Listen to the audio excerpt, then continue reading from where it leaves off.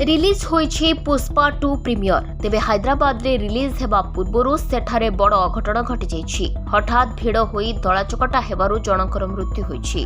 अल्लू अर्जुन एवं तांको फिल्म पुष्पा 2 को नै लोकंक मध्यरे बहुत उत्साह थिला। प्रशंसकों को आश्चर्य करबा पई जेतेबेले सुपरस्टार अल्लू प्रीमियर रे पहुंचीथिले सेठारे प्रबल भिड़ होई जाइथिला। एही समय रे दलाचकटा होई जाइथिला आ अनेक लोक आहत होइतबा जणा पड़िछि, जेउथिरे एक शिशु मध्य गुरुतर आहत हेबा सह महिलांकर मृत्यु होइछि। महिला जनक पुओ सह तले पड़ जाइथिले। यापरे से गुरुतर अवस्था मेडिकल रे भर्ती होइथिले, जेउठारे तांकू मृत घोषणा करा जाइथिला।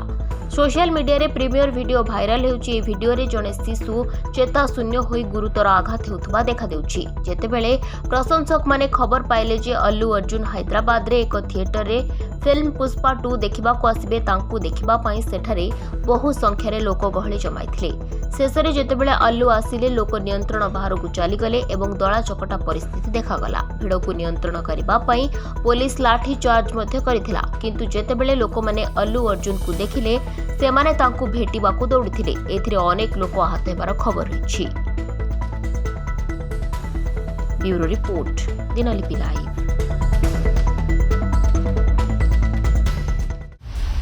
दिनलिपि लाइव को एबे ही लाइक शेयर सब्सक्राइब करंतु।